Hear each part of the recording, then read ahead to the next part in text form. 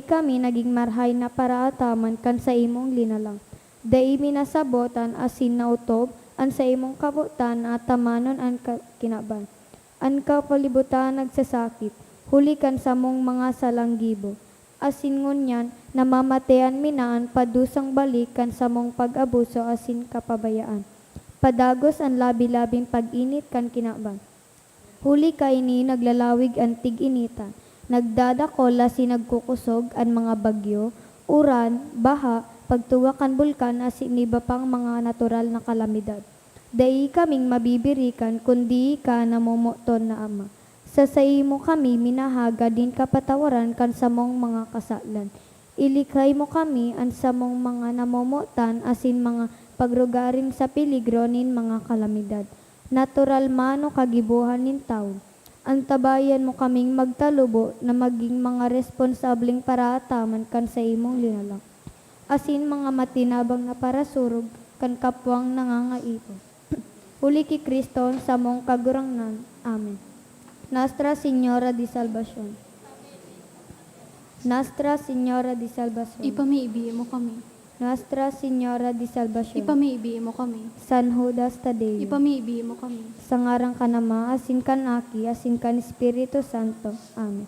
Tukaw po ang gabos. Ngunyan, iyo ang ikaduwang Domingo kan Adbiento, asin World Day of People with Disabilities and National AIDS Sunday. Matindog po ang gabos sa pagpuon.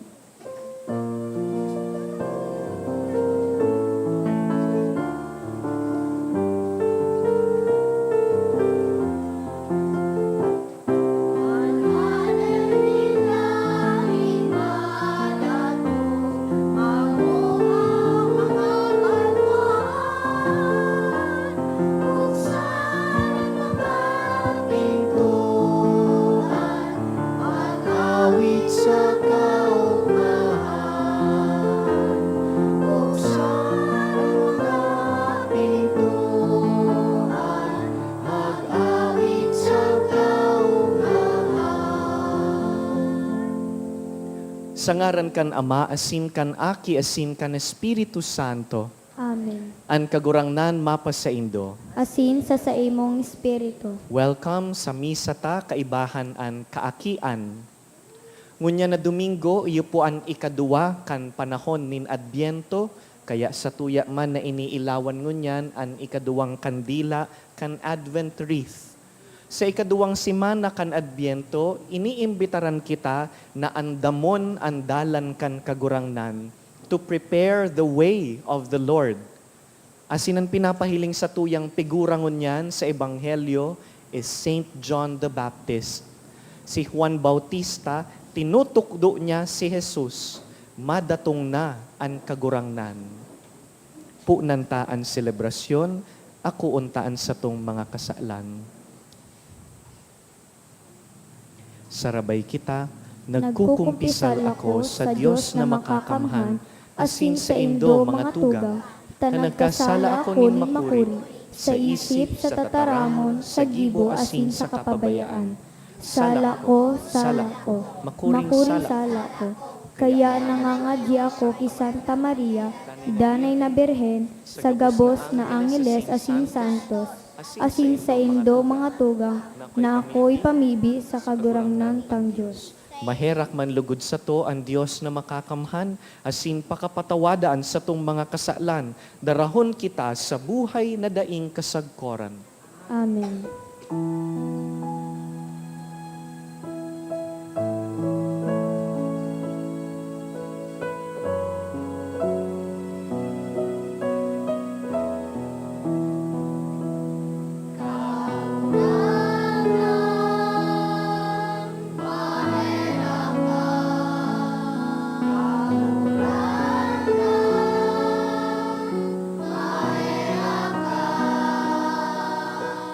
Cristo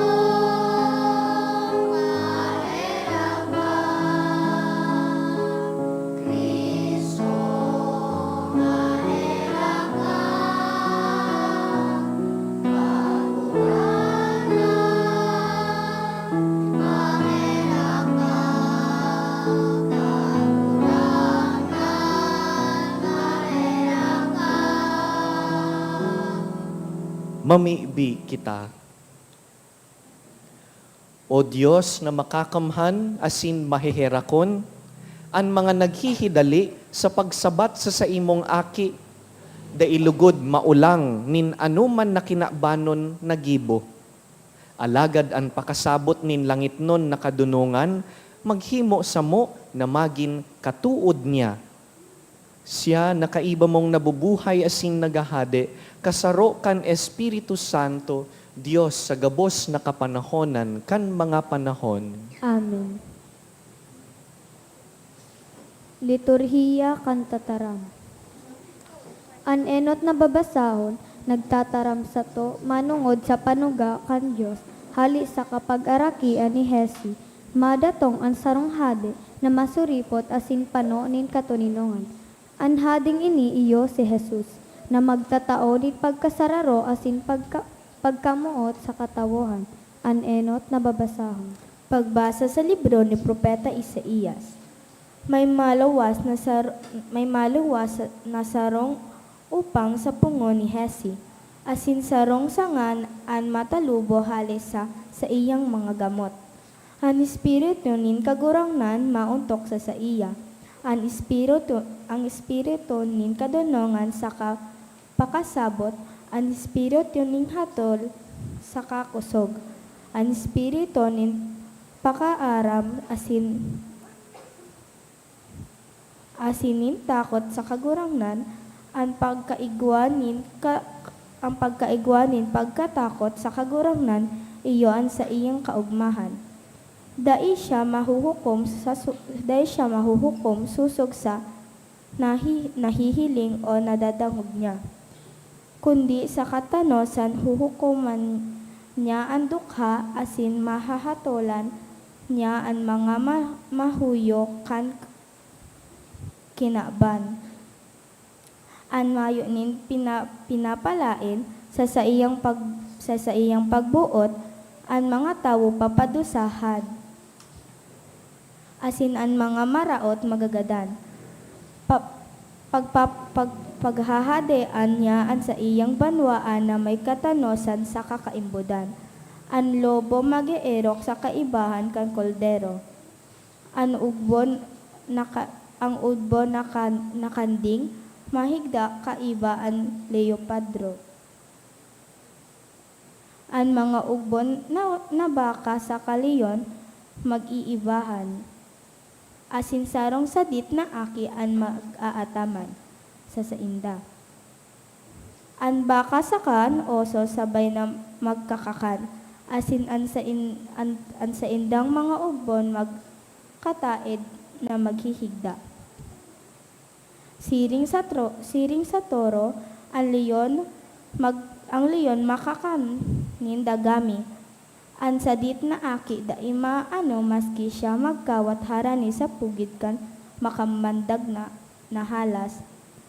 Mayunin man na maraot na mangyayari sa sainda, sa Sion. Sa banal na bulod ng Diyos, hulitaan kaibahan magiging pano, kan pakaaram nin kagurangnan. Siring naan kagadanan pano nin katubigan sa aldaw na iyan. Ang gamot ni Hesi matindog bilang sarong tanda para sa mga banwaan. Hahanapon siya nin mga nasyon, asin magiging mamurawa an sa iyang erokan. Tataramon kan kagurangnan. Salamat sa Diyos.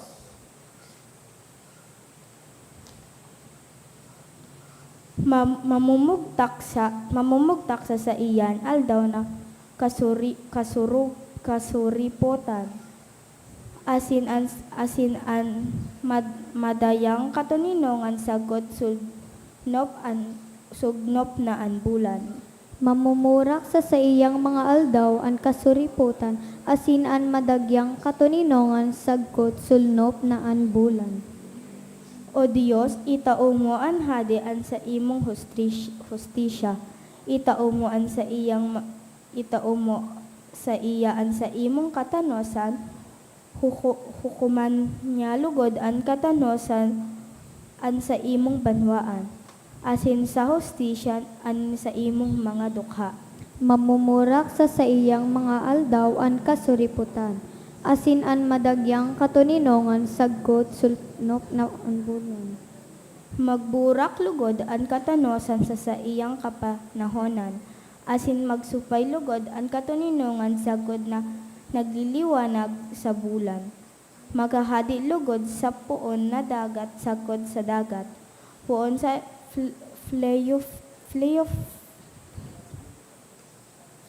Flefotes sagod sa mga pano kan dagat.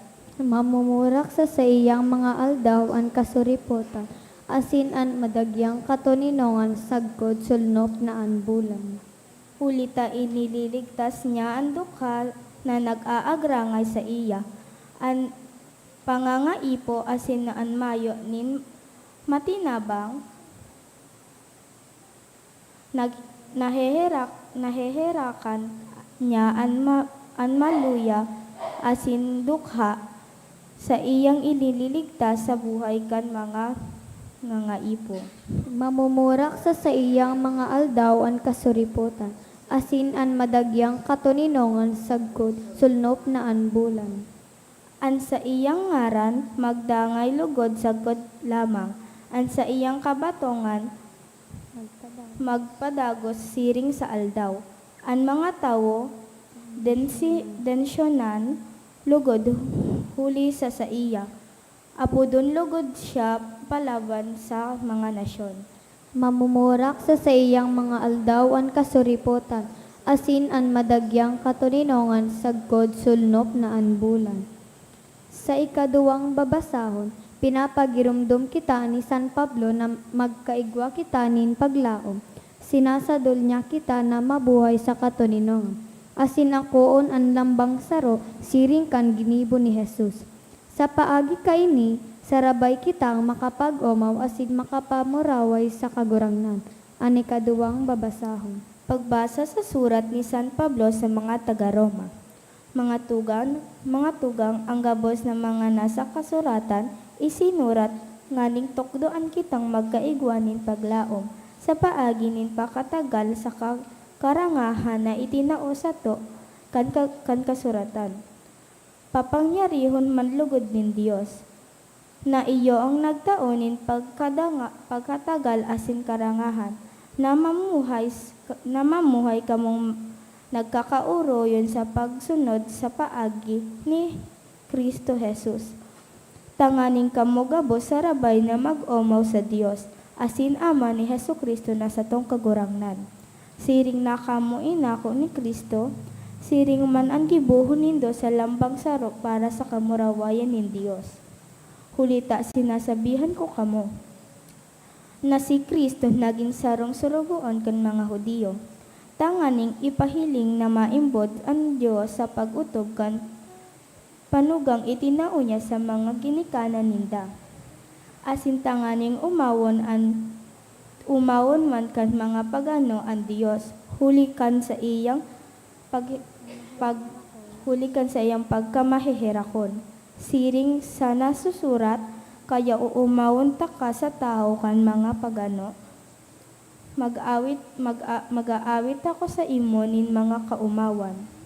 Tataramon kan kagurangnan. Salamat sa Diyos. An pagrukyaw kan banal na ebanghelyo.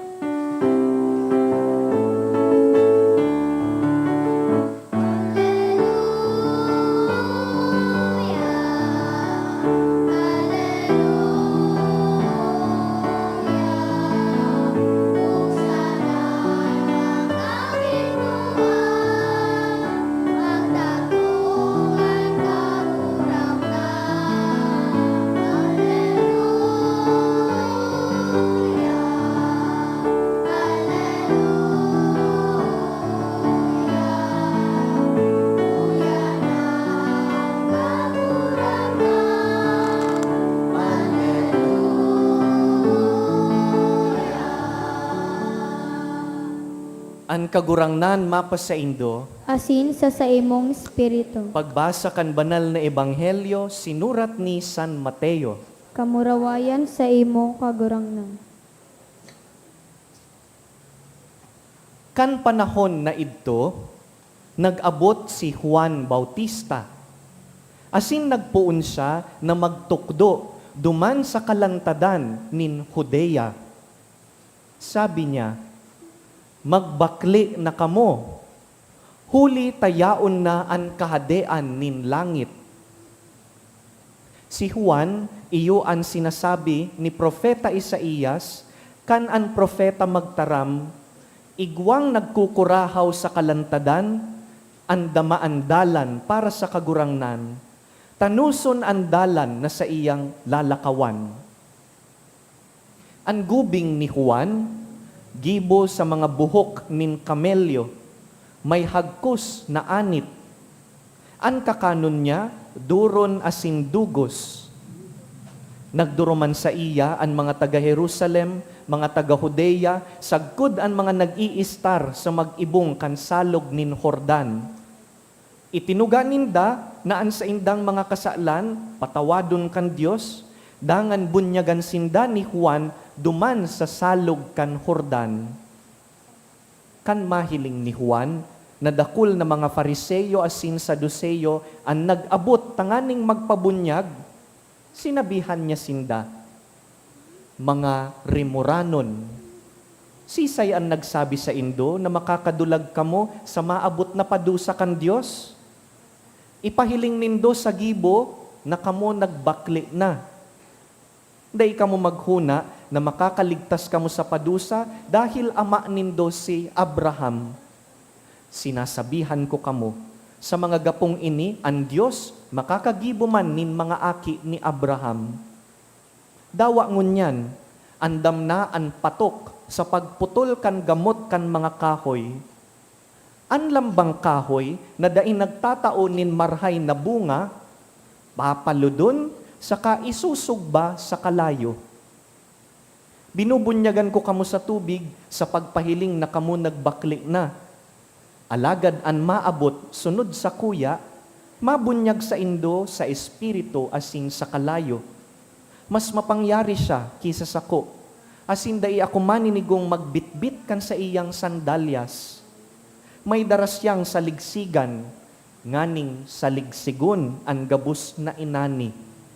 An paroy titipunon niya sa iyang harong-harong, alagad an ata, susuluon niya kan kalayong dai nagsisigbo. Mga tugang, marhay na bareta kan kagurangnan. Pag-umaw sa imo, Kristo.